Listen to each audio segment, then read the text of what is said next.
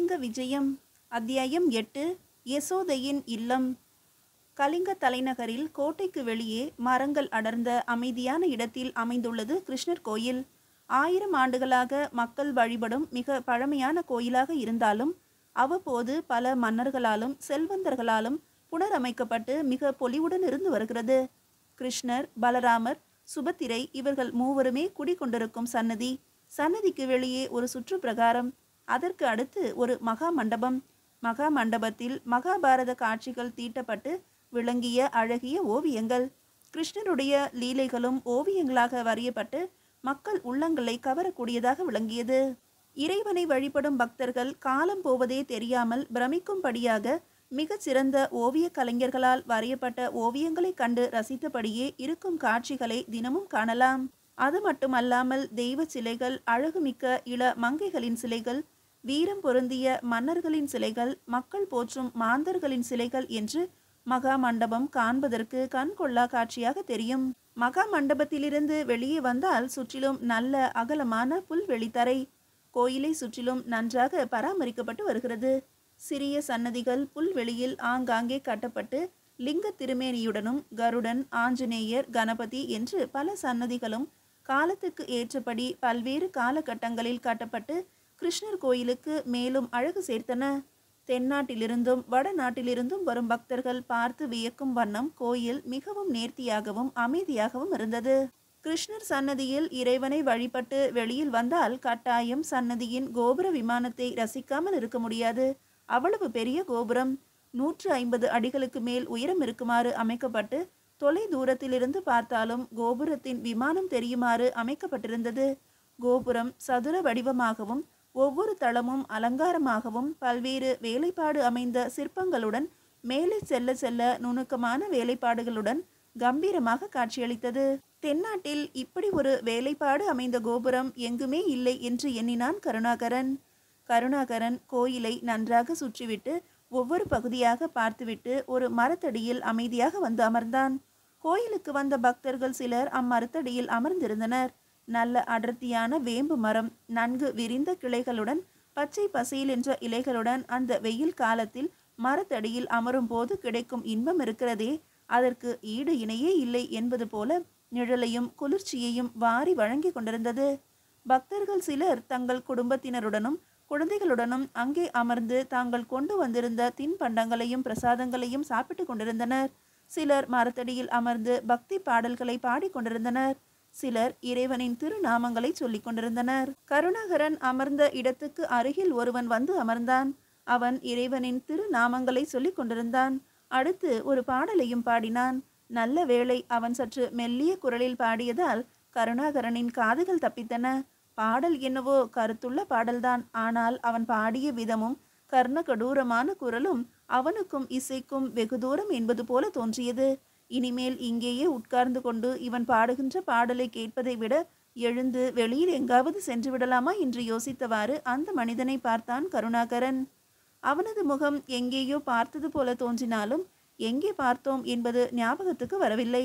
சற்று தாமதிக்கலாம் என்று எண்ணிய கருணாகரனின் காதுகளில் அந்த மனிதன் அவன் பாடுகின்ற பாடலின் ராகத்திலேயே, கருணாகர தொண்டைமான் அவர்களே, என்னுடன் சற்று கோயிலுக்கு பின்புறம் வருகிறீர்களா என்று பாடிவிட்டு மேலும் சில வரிகள் வேறு ஒரு பாடலை பாடத் தொடங்கினான். கருணாகர தொண்டைமான் என்று அவன் அழைத்த போது அவனை நீலவண்ணன் வியாபார ஸ்தலத்தில் பார்த்ததாக லேசாக நினைவுபடுத்தி கொண்டான் கருணாகரன். பாடிக்கொண்டிருந்த அந்த மனிதன் தன் பாடலை பாடியவாறு எழுந்து நின்று கோயிலின் பின்புற வாயிலுக்கு சென்று கோயிலை விட்டு வெளியே வந்தான். சற்று நேரம் திரும்பி பார்க்காமல் நடந்தவன் ஆள் அரவமற்ற இடத்திற்கு சென்று ஒரு மரத்தடியில் நின்று திரும்பி பார்த்தான். கருணாகரன் அந்த மனிதனை தொடர்ந்து வந்து கொண்டிருந்ததை பார்த்ததும் திருப்தி அடைந்தான். அருகில் வந்த கருணாகரன் சுற்றுமுற்றும் பார்த்துவிட்டு அந்த மனிதனிடம், நீங்கள் யார்? என்னை எப்படி அடையாளம் கண்டீர்கள் என்றான். ஐயா, என் பெயர் வீரதேவன், நீலவண்ணன் அவர்களின் ஊழியன். அவரது கட்டளைக்கு இணங்க இங்கு வந்து உங்களை சந்திக்கிறேன். உங்களையும் அடையாளம் காட்டியது நீலவண்ணன் அவர்கள்தான். அப்படியா? சரி, என்னை எப்படி நீலவண்ணன் தெரிந்து கொண்டார்? ஆனால் என்னை தெரியாதது போல ஏன் நடந்து கொண்டார்? அது மட்டும் அல்லாமல் என்னை ஒரு பிச்சைக்காரன் போல விரட்டி விட்டதும் ஏன்? ஐயா, உங்கள் கேள்விகளை அவரிடமே கேட்டு தெரிந்து கொள்ளுங்கள். என்னை நீலவண்ணன் அவர்கள் உங்களை கண்களால் சுட்டிக்காட்டினார்.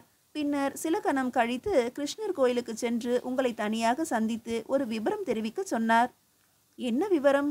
உங்களை இன்று இரவு கோயிலுக்கு எதிரில் உள்ள வீதியின் இடதுபுறத்தின் கடைசி வீடு யசோதை என்ற பெண்மணிக்கு சொந்தமான வீட்டில் சந்திக்க உள்ளதாக தெரிவிக்குமாறு கூறினார். மேலும் நீங்கள் சத்திரத்திலோ அல்லது வேறு எங்கேயோ தங்க வேண்டாம் என்றும் உடனடியாக யசோதையின் வீட்டிற்கு செல்லுமாறும் கூறினார். ஏன் அப்படி கூறினார்? சத்திரத்தில்தான் நான் தங்கியுள்ளேன், ஒரு தொல்லையும் எனக்கு ஏற்படவில்லையே. அப்படி இருக்க ஏன் அவ்வாறு கூறுகிறார்? ஏதாவது ஆபத்து நேரிடும் என்ற அச்சம் உள்ளதா? இருக்கலாம் ஐயா. எதற்கும் இன்று மட்டும் அவர் கூறுவதை கேட்டுக்கொள்வது நல்லதல்லவா? அப்படியானால் சரி, இங்கிருந்தே நேரடியாக நீங்கள் குறிப்பிடும் பெண்ணின் இல்லத்துக்கு செல்கிறேன். ஆனால் என் குதிரையையும் உடைமைகளையும் சத்திரத்தில் அல்லவா விட்டுவிட்டு வந்திருக்கிறேன். பரவாயில்லை, பின்னர் பார்த்து கொள்ளலாம். யசோதையின் வீட்டிற்கு நீங்கள் நடந்தே செல்லலாம், அருகில்தான் உள்ளது. நான் புறப்படுகிறேன் என்று கூறிய வீரத்தேவன் திரும்பவும் இறைவனின் திருநாமங்களை கூறிக்கொண்டே கோயிலுக்குள் நுழைந்தான். வீரத்தேவன் சென்றவுடன் கருணாகரனும் கோயிலுக்கு எதிரில் உள்ள வீதிக்கு சென்றான். அந்த வீதி நல்ல அகலமானதாக இருந்தாலும் வீடுகள் பெரிய மாளிகைகள் போல் இல்லாமல் சிறிய அளவிலேயே இருந்தன. பெரும்பாலும் கூரை வேயப்பட்ட வீடுகளுடன் சில வீடுகள் ஓட்டு வீடுகள், சில மச்சு வீடுகள் போல பெரியதாகவும் இருந்தன. இந்த வீடுகள் எல்லாம் கோயில் காரியம் செய்யும் அர்ச்சகர்கள், பணியாளர்கள், கணக்காளர்கள் வீடு போலும்.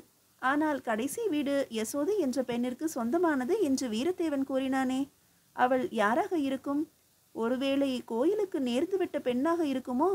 அந்த மாதிரியான பதியிலாதார் பெண்கள் இந்நகரத்திலும் இருப்பார்களா?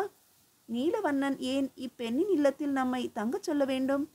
இவ்வளவு பெரிய ஊரில் நாம் தங்குவதற்கும் அவனை சந்திப்பதற்கும் வேறு இடமா கிடைக்காது என்று பலவாறு யோசித்தபடி நடந்தே சென்றான் கருணாகரன். வீரத்தேவன் குறிப்பிட்ட கடைசியில் இருந்த வீட்டை நெருங்கினான். நல்ல பெரிய வீடு, கதவு மூடியிருந்தது. உள்பக்கம் பூட்டி இருக்க வேண்டும். வீட்டின் முன்புறத்தில் 2 மரங்கள் நல்ல அடர்த்தியாக இருந்து நிழலை கொடுத்தன. சற்று தயங்கியவாறு கதவை தட்டினான் கருணாகரன். சில கணங்கள் கழித்து ஒரு நடுத்தர வயது பெண் வந்து கதவை திறந்தாள். பார்ப்பதற்கு வெகு லட்சணமாக இருந்தாள். இளமை பருவத்தில் நல்ல அழகியாக இருந்திருக்க வேண்டும். இப்போது கூட முகம் அழகாக இருந்தது. இந்த பெண்தான் யசோதையாக இருக்க வேண்டும் என்று தோன்றியது. கதவை திறந்த அந்த பெண் முகத்தில் கேள்விக்குறியோடு தாடி மீசையுடன் ஆஜானுபாகுவான தோற்றத்துடன் புதிய ஆள் நிற்பதை பார்த்து, நீங்கள் யார், உங்களுக்கு என்ன வேண்டும் என்று கேட்டாள். அம்மணி, வணிகர் நீலவண்ணனுக்கு தெரிந்தவன், அவருடைய நண்பன். இன்று இரவு அவர் என்னை இங்கு சந்திக்க உள்ளதாகவும் அதுவரை என்னை இவ்விடத்தில் தங்கியிருக்குமாறும் கூறியிருந்தார். நீலவண்ணனின் பெயரை கூறியவுடன் அந்த பெண்மணியின் முகத்தில் மாற்றம் தெரிந்தது. கருணாகரனை உள்ளே வர செய்தவள் அவசரமாக வீதியின் பக்கம் கண்களை ஓட்டினாள். வெளியில் எவரும் தென்படவில்லை. உடனே கதவை மூடிவிட்டு கருணாகரனையும் அழைத்து கொண்டு வீட்டின் பல கட்டுக்களை தாண்டி கொண்டு கடைசியாக இருந்த அறைக்கு சென்றாள். அங்கு சில ஆசனங்கள் போடப்பட்டிருந்தன. விசாலமான அறை. நிம்மதியாக உறங்குவதற்கு கூட ஒரு கட்டிலும் பஞ்சினால் ஆன பஞ்சனையும் இருந்தன. ஒரு பக்கம் பானையில் குடிப்பதற்கு தண்ணீரும் குவளையும் இருந்தது. அந்த அறைக்கு சென்ற பெண் கருணாகரனை அழைத்து, ஐயா, இந்த அறையிலேயே தங்கிக் கொள்ளுங்கள். உணவு தயாரித்தவுடன் நானே இங்கு கொண்டு வந்து தருகிறேன். களைப்பாக இருந்தால் கட்டிலில் உறங்குங்கள். சில நாழிகை நேரத்தில் நான் உணவு கொண்டு வருகிறேன் என்று கூறிவிட்டு வெளியேற எத்தனித்தாள். அப்போது கருணாகரன் அப்பெண்ணை பார்த்து, உங்கள் பெயர்தான் யசோதையா என்று கேட்க ஆம் என்று தலையசைத்தாள். பிறகு கருணாகரனை அங்கேயே விட்டுவிட்டு அறையின் கதவை மூடி வெளிப்பக்கமாக தாளிட்டு வெளியேறியதை உணர்ந்து கொண்டான் கருணாகரன். கருணாகரனுக்கு அன்று காலை முதல் நடக்கும் நிகழ்ச்சிகள் எல்லாம் புதிராகவே தெரிந்தன. தான் சத்திரத்தில் இருந்த வரையில் இந்நகரில் எந்த மாறுதலும் தெரியவில்லை. எல்லா இடங்களிலும் இருப்பதை போல சாதாரணமாகத்தான் காரியங்கள் சுற்றிலும் நடைபெற்று கொண்டிருந்தன. நகரத்திலும் வித்தியாசமாக எதுவும் தெரியவில்லை. அப்படி இருந்தும் நீலவண்ணன் ஏன் இப்படி நடந்து கொள்கிறான் என்பது புரியவில்லை. அவனது நடத்தையும் அவனது பணியாள் வீரத்தேவனின் நடத்தையும் வித்தியாசமாகவே தெரிந்தன. அது போதாது என்று இந்த பெண்மணி யசோதா கூட நம்மிடம் சாதாரணமாக பேசாமல் தன் பெயர் என்ன என்பதை கூட கேட்காமல் சென்று விட்டதைக் கண்டு ஆச்சரியமடைந்தான் கருணாகரன். இருக்கட்டும், இன்று இரவு வரை நீலவண்ணனை காணும் வரை சற்று பொறுமையாக இருக்க வேண்டும் என்று முடிவு செய்து கொண்டான். மீதியை அடுத்த அத்தியாயத்தில் காணலாம்.